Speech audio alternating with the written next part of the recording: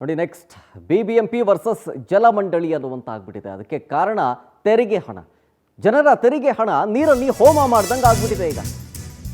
ಇದಕ್ಕೆಲ್ಲಕ್ಕೂ ಕಾರಣ BBMP versus ಜಲಮಂಡಳಿಯ fight.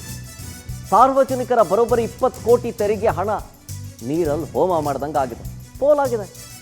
40 ವರ್ಷ ಬಾಳಿಕೆ ಬರುವಂತಹ ಒಂದು ವೈಟ್ ಟ್ಯಾಪಿಂಗು 4 ವರ್ಷಕ್ಕೆ ಹಾಳಾಗುತ್ತೆ ಅಂತಂದ್ರೆ ಏನರ್ಥ?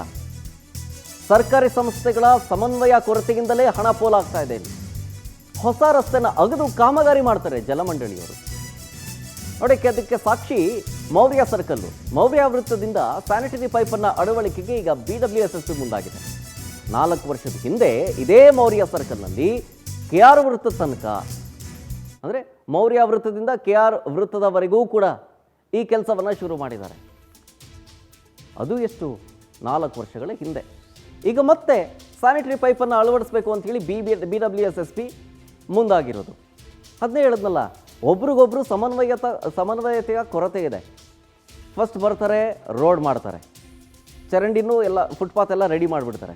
ಆಮೇಲೆ ಫುಟ್ಪಾತಲ್ಲಿ ವೈರ್ ಹಾಕಬೇಕು ಅಂತ ಹೇಳ್ಬಿಟ್ಟು ಮತ್ತೆ ತೆಗಿತಾರೆ ಫುಟ್ಪಾತನ್ನು. ಮತ್ತೆ ನಂತರ BWSSB ಬರ್ತಾರೆ, ಸ್ಯಾನಿಟರಿ ಪೈಪನ್ನು ಅಳವಡಿಸ್ಬೇಕು ಅಂತ ಮತ್ತೆ ತೆಗಿತಾರೆ.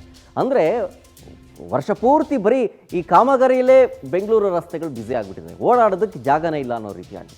ಸಮನ್ವಯ ಕೊರತೆಯಿಂದಾಗಿ ಜನರ ಟ್ಯಾಕ್ಸ್ ದುಡ್ಡು ಪೋಲಾಗ್ತಾ ಇದೆ. ಹಿಂಗೆ ಟ್ಯಾಪಿಂಗ್ ಆಗಿಲ್ಲ.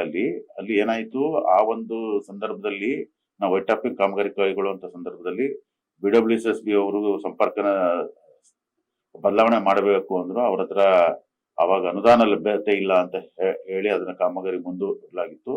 ಮತ್ತೆ ಅದು ಜೆಟ್ಟಿಂಗ್ ಮೆಷಿನ್ ಯೂಸ್ ಮಾಡಿ ಅದನ್ನ ಅವರು ನಿರ್ವಹಣೆ ಮಾಡ್ತಾ ಇದ್ರು. ಬಟ್ ಇತ್ತೀಚೆಗೆ ಅದೇನೋ ಬ್ಲಾಕ್ ಆಗಿ ಅದು ಒಳಚರಂಡಿ ಮಾರ್ಗ ಸರಾಗವಾಗಿ ಹರಿತಾ ಇಲ್ಲ ಅನ್ನೋ ಒಂದು ಸಮಸ್ಯೆ ಉಂಟಾದಾಗ ಅಲ್ಲಿ ಸಮಸ್ಯೆನ ನಿವಾರಣೆ ಮಾಡೋಕ್ಕೋಸ್ಕರ ನಾವು ಆ ಬಫರ್ ಝೋನ್ ಅಲ್ಲಿ ಅವ್ರಿಗೆ ಒಳಚರಂಡಿ ಮಾರ್ಗನ ಅಳವಡಿಸ್ಕೊಳ್ಳೋದಕ್ಕೆ ನಾವು ಅವಕಾಶ ಮಾಡಿಕೊಟ್ಟಿದ್ದೀವಿ. ಅದನ್ನ ಕೂಡಲೇ ದುರಸ್ತಿನೂ ಮಾಡ್ತೀವಿ. ನಾವು ಬಿಟ್ಟಿರೋ ಉದ್ದೇಶನೇ ಈ ತರ ಮುಂದೆ ನಂತರದ ದಿನಗಳಲ್ಲಿ ಏನು ಪವರ್ ಕೇಬಲ್ ಇರ್ಬೋದು ಅಥವಾ ನೀರು ಸಂಪರ್ಕ ಇರ್ಬೋದು, ಒಳಚರಂಡಿ ಇರ್ಬೋದು, ಇಂದ ಅಳವಡಿಸೋಕ್ಕೋಸ್ಕರ ನಾವು ಬಫರ್ ಝೋನ್ ಅಂತ